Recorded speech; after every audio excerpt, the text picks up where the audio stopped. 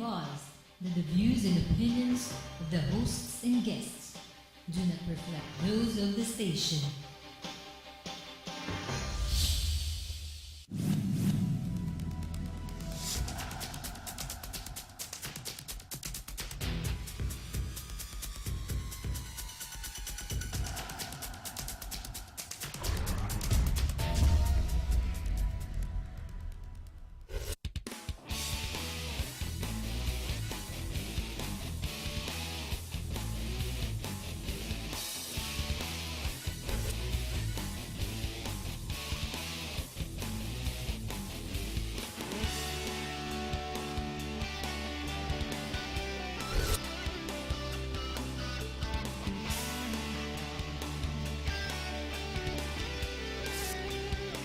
You are what you watch. Hello, my name is Harriton Watko. I'd like to welcome you to the program. Ladies and gentlemen, tonight I'd like to say we have a special show because we have a guest who was once a host and one of the advocates of the news here in GNN. He started out just about the same time I started out sitting in front of this camera. But the difference is some of us become newsmakers, some of us become comentaristas or commentaries, and some of us, well, many of us sit back and watch. But I'm not trying to put your role down if you're going to sit back in front of that camera, and just because you're watching and I'm doing the talking, you're the one that just sits back and does nothing. No, it's the other way around. You sit there and form the majority to our minds of those who are here in front of the camera. And our role is to provoke the thought, to make that, how do you say it, to make you start thinking of the real issues behind what you read, what you hear, and what you see on TV. Be careful. What you see on TV in one channel may not be enough. Very much the same, what you read on one newspaper will not be enough. You have to be able to read the different news and decipher the truth in between everything. When I was talking earlier and I said we have a guest, and I said that some people stay in the news.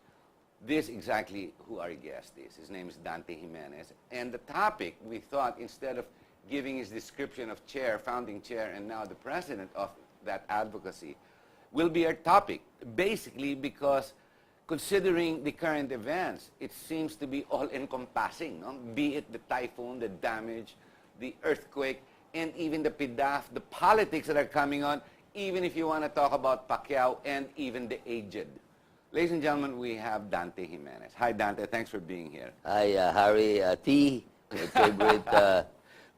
Miss na miss ka na namin dito sa GNN. Yeah, I know. You know, ladies and gentlemen, he's one guy who could provoke me. Nako. Ladies and gentlemen, this man is a new man. He has a new lease on life. Simply because he's learned to get over who he is. And himself, he's been able to have a new lease, to have a new outlook. But the funny part is he has not lost that passion towards nation building. Let's talk of the issues, one after the other, as we go into more current events. But mind you, everything is a current event. Dante, today, just this morning, and I was the one that told you, in the Manila Times, you were in one of the headline news, and you were hitting people who are, mga matatanda na, dapat naman, bakit pa linalagay ng presidente sa mga posisyon of sensitivity? Case in point, Voltaire Gasmin, who, after the disaster, the crisis, did not perform at all. Sa bagay, 69 or 70 years old, PSG aide ng nanay niya during Cory time, nag-retire na, he was Lieutenant General of the Army. Bakit pa binalik? Hirap na nga. Ngayon, tuloy. Siya dapat ang head ng disaster relief. Di ba yung nangyari? After the preparedness, dapat niya si Rojas ang preparedness, Gasmin dapat ang humarap. Di ba? Ang nangyari, hindi. You came out and you were interviewed by the Times. You agree with that? Well, you know, Harry and ladies and gentlemen, it's good if we have a very effective crisis president. Unfortunately, we don't have a good crisis on effective president in the person of Noynoy Aquino. Why did I say that? Because not only the Philippines has observed his way, the whole world, the manner that he carried this situation, but the whole world. Have you watched CNN? You've watched other commentators who said, the Philippines suffered so much, the world responded when the Philippines requested for assistance.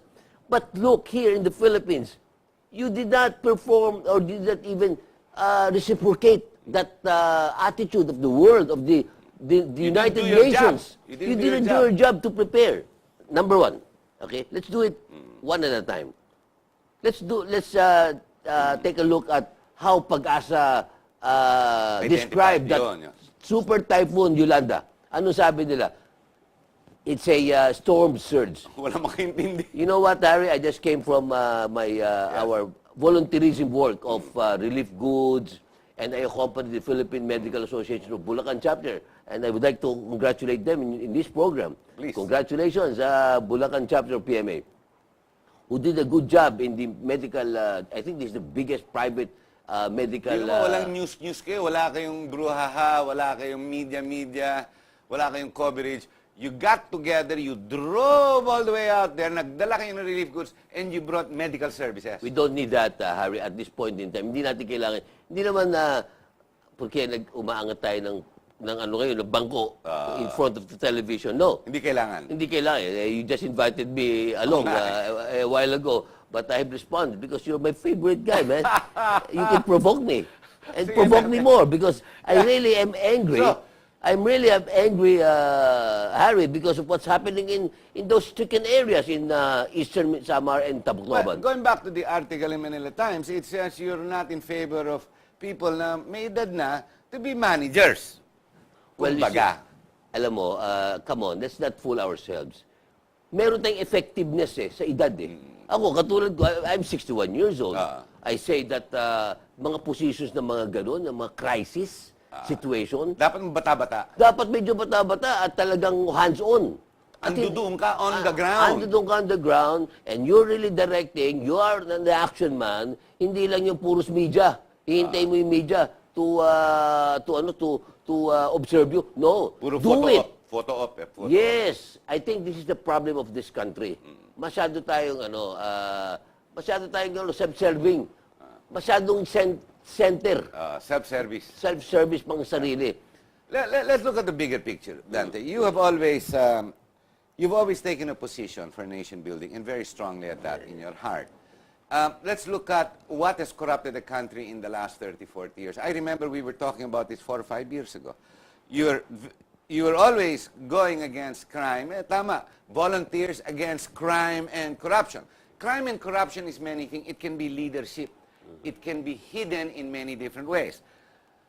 We went through the PDAF, the pork barrel. I saw even in the Million People March, you were there. You were pushing it out. Now, wala nang PDAF. Wala ka nang takot sa PDAF.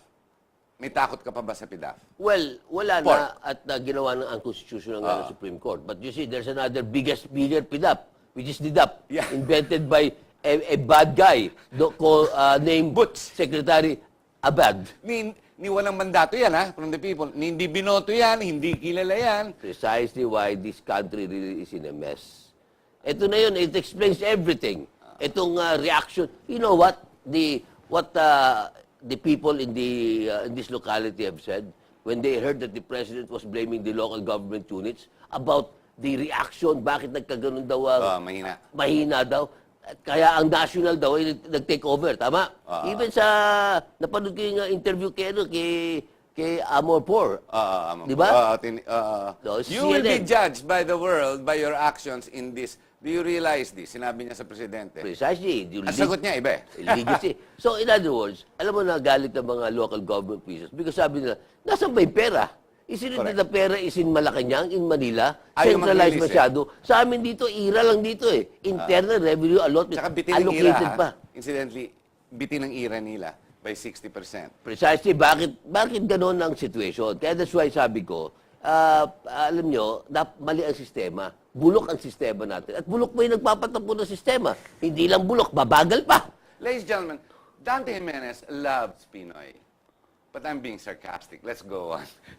Now, so obviously, against ka sa DAP. Of course. So, inaantay mo Supreme Court, ikaw, binira ka na ng Supreme Court, no less than Corona. cited you for contempt. And yet, when he was being impeached, you stood behind him and said, no, mali ito. I remember that.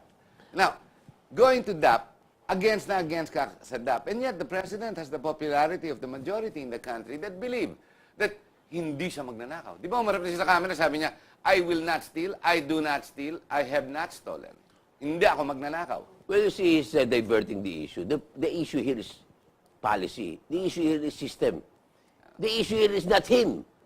The issue is the system. Yung DAP, Fiscal dictatorship. una-una, yan ba ay pumasa sa Kongreso? Hindi. Yan ba ay deliberate ng Appropriations Committee where you passes all this GAA? Itong mga gagang to, mga gago kasi. Sorry to say that.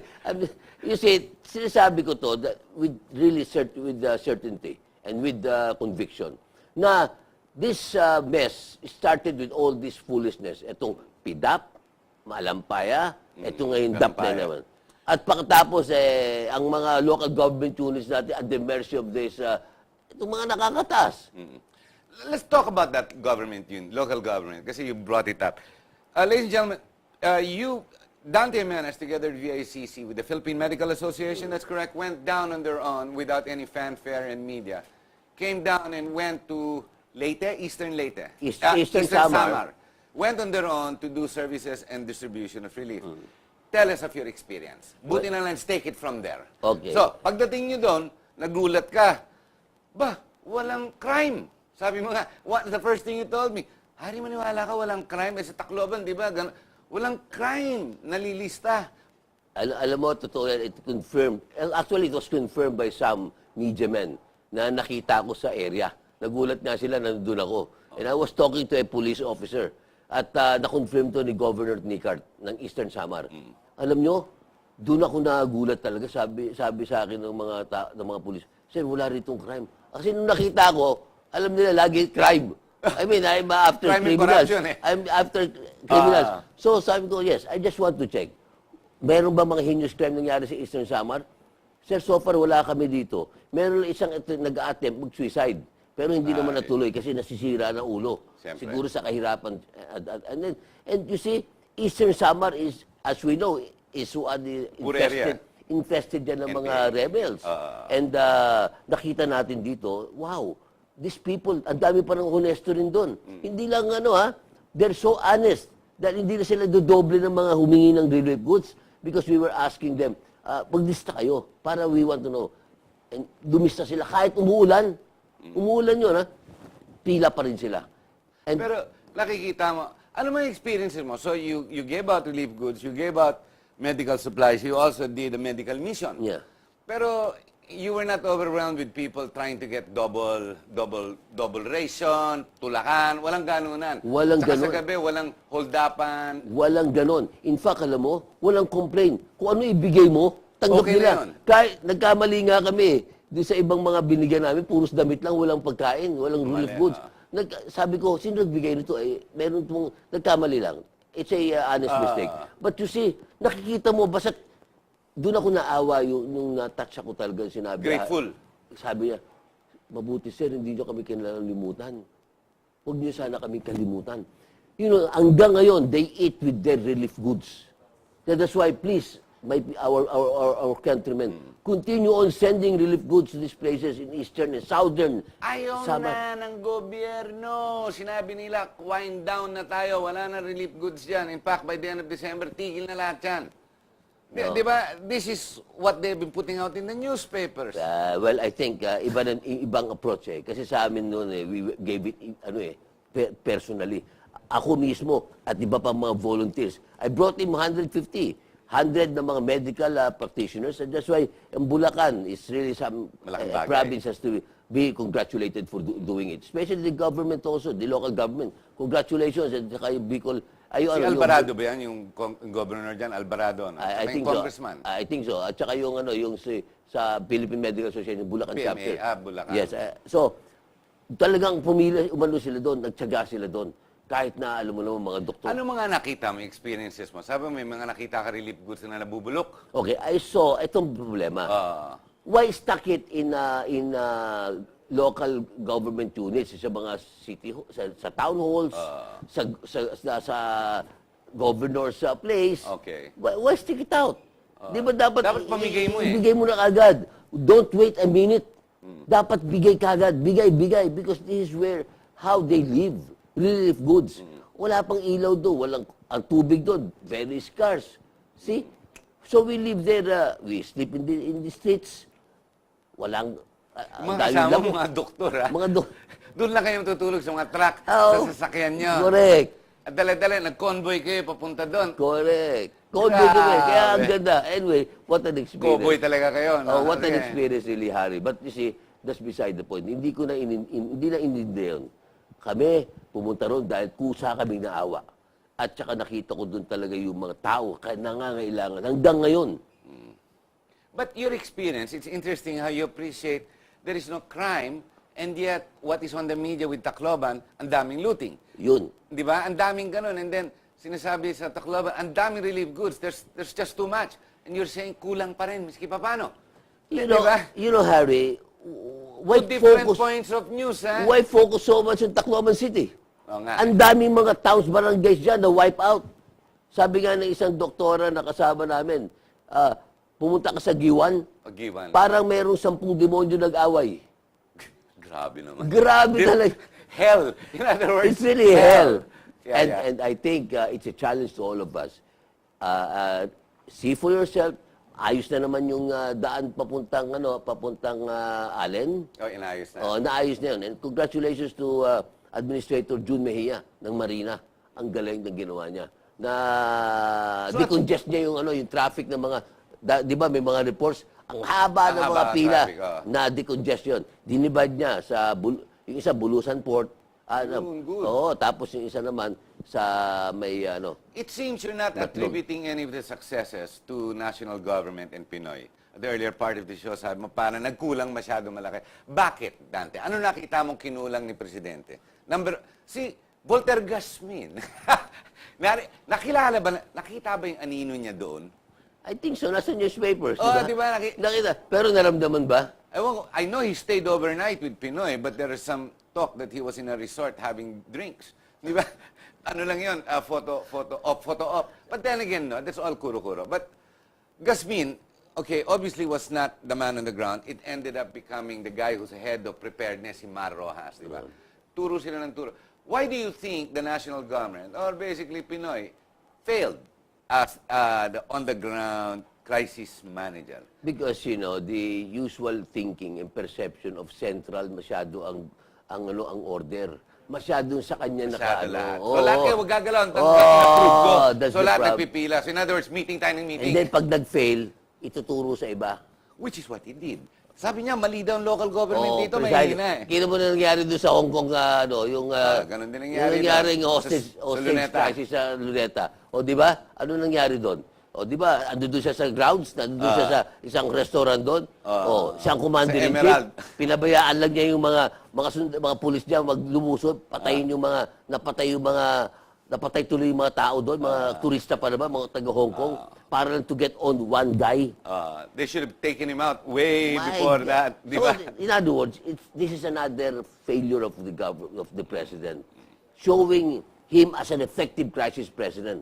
Sorry to say, kasi talaga hindi niya pinakita eh. Okay. Linking our experience with his incompetence on the ground during crisis and identifying our latest issue now that we've done away with PDAF, we have DAP. Now he's controlling, he's done what we call a fiscal dictatorship.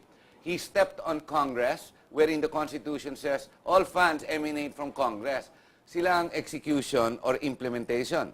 So, under his appointment, Butchaba, the DBM, has taken over hundreds of billions. Diba? If I'm not mistaken, up to 900 billion to date. Hawak niya ngayon yung management na yan. If he's incompetent on the crisis on the ground, how about his competence to manage what we call the DAP? Now, the point here is, because of this system now, that he controls almost every Pork funds. barrel. All funds.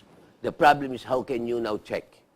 Dapat dito sa pinasa ng Kongreso, if this Congress really can be called really the Congress of the Filipino Oversight. people, hindi lang yun.